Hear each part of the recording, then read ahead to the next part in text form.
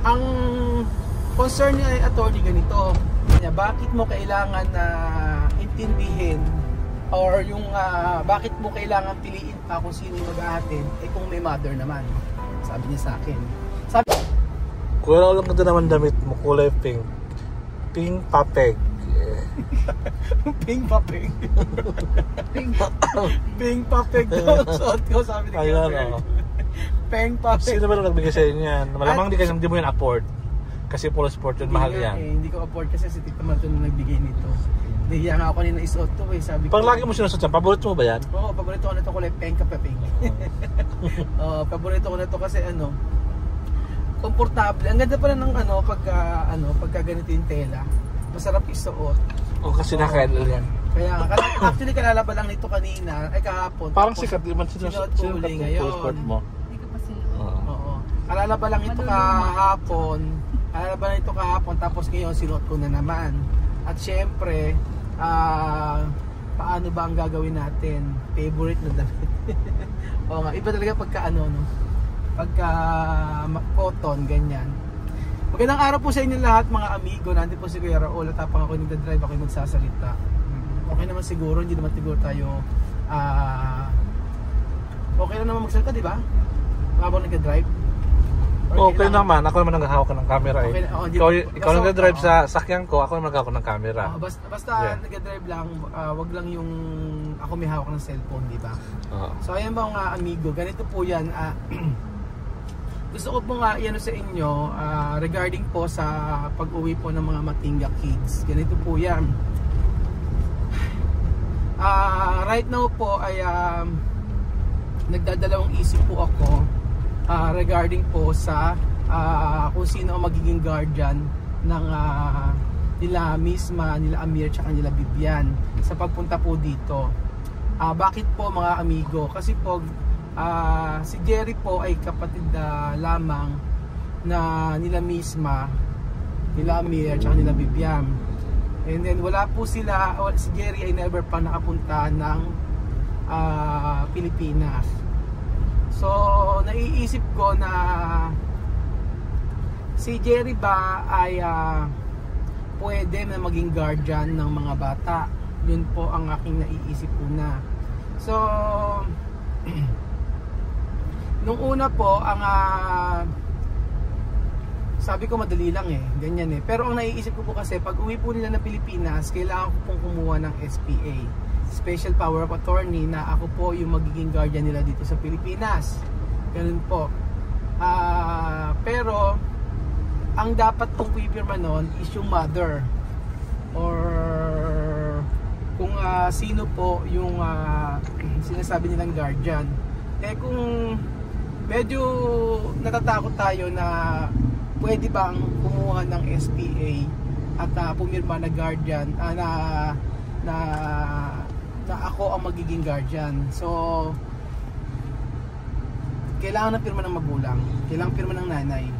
So nagtanong po ako kay attorney, sa abogado, about po sa kung okay lang ba na si Jerry ang maging guardian papunta dito sa Pilipinas. So actually nagkausap ko pala si Tanya. Nag-usap kami ni Tanya. Sabi ko, Tanya, okay lang ba magtanong sa iyo? Sabi niya, okay, go ahead Kuya Raul. Sabi niya sa akin. Sabi ko, babalik ako si mga bata, si Amir, Bibian, tsaka si Misma dito sa Pilipinas. Ang question ko, si Nice ba nagpunta dito, sino ang guardian? And sabi niya, yung mother daw. So mother dito, naghatid. And then right after 1 month, bumalik ulit sa Equatorial Guinea. So ganun po yung naging sistema. Ganun po. Ngayon, sabi ko, tingin mo, sa palagay mo, okay ba na si Jerry ang guardian sa mga bata? Tapos sabi niya, parang pwede naman, sabi ni Tanya. So yun ang sabi niya sa akin. Ba't babalik daw ba? Sabi niya gano'n. Sabi ko, oo, babalik, sabi niya. Sabi ko, oo, babalik sila, sabi ko gano'n, yung mga bata. Kaso yung 3 lang. And then, after kong kausapin si Tanya, at tinatanong Tanya kung kailan na ika, sabi sa akin. Sabi ko, hindi ko pa sure kung kailan. Oo. Di pa sure kung kailan kasi nga nag-aantay lang ako ng tao na pwedeng sumabay sa kanila. Oo. Pinoy. Ngayon, after kong kausapin si Tanya, tumawag ako kay attorney para itanong kung pwede bang maging guardian yung kapatid. So ang sabi niya sa akin, dito sa Pilipinas, kung lalabas ka ng bansa, mother ang kasama. So sabi niya, dito sa Pilipinas, yun ang batas pag lalabas ng bansa. Pero kasi sa ibang bansa, iba-iba daw. O yun. Iba-iba daw yun. Yung yung kapatid ko, may 3 siyang anak na minor de edad din. Ang nag-company, hindi naman siya. Yung tiya ang nag-company. Pinayagan naman ng Emirates Airlines. Oo, pero yung pagpunta sa Pilipinas, galing Pilipinas, papuntang Dubai. So from Pilipinas, so from Pilipinas to Dubai, Tiyahin. Tapos nagbigay lang ata ng special authorization. Yung sa Tiyahin. Na siya magka-guardian. Tama na yun. O, sige, kasi hiningi yun ng airlines. Asa, pag minor, kukuha sa DSWD, tama? DSWD. DSWD. Pag yun sa Pilipinas, pag-aalis. Papunta sa ibang bansa. Yung sa... Ang question is ganito.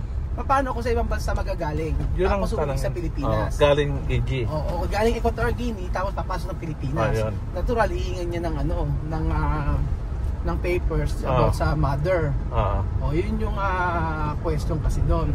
Ngayon, ang sabi sa akin ni attorney, ganito, para kasi ang nakasalalay dito yung pamasahe, yung ticket nila na masyadong malaki talaga na kailangan, kasi may back and forth yun, balikan yun.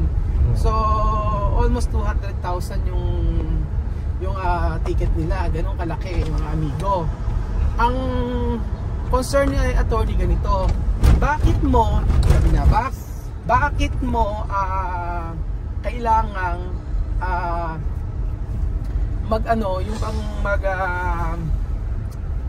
sabi niya, bakit mo kailangan na intindihin or yung bakit mo kailangan piliin pa kung sino yung maghahatid kung may mother naman, sabi niya sa akin. Paano kung ihahatid mo sa Pilipinas tapos yung guardian may SPA sa bansa nila, okay makakapasok, pag kumuha ng SPA na dito sa Pilipinas yung nanay ang pipirma, paano mo kukunin yun? Sabi niya sa akin, paano mo gagawin yun? Diba? Ala yung nanay dito. Wala nanay, kapag pag ikaw ay pag may SPA ka dito, automatic meron yung merong witness, meron kang may witness at saka merong yung nanay pumirma. O asan yung nanay, di ba? Parang ang problema lang dito kina misma kung nalabas lang ng ibang bansa. Yes, kung nalabas pag dito, kung gusto mamasyal sa ibang bansa, di umayasama yung dalawang minor de edad. Pwede na, basta may SPA nga ng SPA. nanay. Di ba yung kagaya nangyari kay Kwa, yung SPA naging baliwala kay Amir at kay yung pagpunta natin Palawan ba yun? Kasi local flight lang. Pag local flight, walang problema. Walang problema ang local flight kahit sila dito. So, ang sabi sa akin ni attorney, bakit baka kailangan mong sumugal? Pwede naman yung nanay maghatid. Pwede, ba't di mo sa tiyan may paghatid din? Tapos after 1 month, pabalikin mo. Ang tanong. Yon ang sabing gano'n sa akin ni attorney. Kasi bakit mo kailangang sumugal? Paano kung hindi papasukin? Yung lahat ng ticket mo nasayang, di ba? O hindi sila nakaalis sila sa EG, pero dito sa Pilipinas hindi sila makapasok. Balik ulit sila sa bansa nila. Yun yung sabi sa akin ni attorney. Yun ang raw. Kasi ang problema naman, paano mo mapapawis yung mag-isa na walang kasama? Pwede ba yun? Bakit hindi ba kasama? Ang sinasabi ko ba yun, pupunta ang mga bata dito, kasama si Chamame, kasama ang isang Pilipino na uuwi dito. So bakasyon lang yung Pilipino, pagbalik doon, sabay ni Chamame. Okay. So, yun yung kasi sigurado. Yun yung sigurado. Yun yung sigurado. Kaysa sumugal ka. Kaysa sumugal ako kung ano. Pero, sayang kasi yung pera na naman kapag hindi sila nakapasok dito. Sabi nga ni attorney, ba't i-ano mo lang sa kanya, isabihin mo sa kanya na ihatid mo lang, and then right after nun, pabalikin mo na uli kasi meron naman silang return ticket di ba? So yun yung mga amigo. So right now, kakausapin ko muna si Mudra about dito. Ngayon, ang gusto ko kausapin muna si Mudra at saka pumunta ako sa Bureau of Immigration regarding dito. Kasi mas alam nila. Kasi abogado, okay, alam nila yon, pero mas okay po sa Bureau of Immigration. At pupunta ako para maitanong yung ganitong senaryo o ano yung mangyayari. Para sure na hindi harangan sa hindi magkaproblema sa pagpasok dito. Pero kung si Chamame ang kasama, si Amir, si Vivian, si Misma, hindi sila, makakaalis sila kasi pangalawang balik na po nila dito sa Pilipinas. Nakapasok na sila dito sa Pilipinas. So, ayun po, sa pagbabalik po ni Chamame, kung po yun ang mapag-desisyonan or wala po akong magawa noon. Na sabi ko sa inyo yun at siguro yun lang yung paraan. Tingnan natin kung ano po yung mangyayari at babalitaan ko po kayo. So yun po yung nais ko pong ipahayag sa inyo this time. Pagka yun ang naging desisyon or yun yung pinaka-safe, pahatid natin, pero kailangan magkaroon ng ano na babalik siya or babalik siya at magbabakasyon na sa kanya ng 1 month. At least siguro ano ang masasabi nyo na mas okay, at least makikita nila yung sitwasyon ng mga anak niya na dito bago siya umalis. Yun siguro, at least aalis siya dito, magbabakasyon lang 1 month, sabihin mo, and then right after nun balik ulit siya sa EG pagka ganun. For example, may isang Pinoy na magbabakasyon, kasabay pa rin yung pagbalik. So, nakikita niyo po may point ko. Yun lang po, para sa mga bata na lang. So, ayun po mga amigo, thank you so much po at God bless po.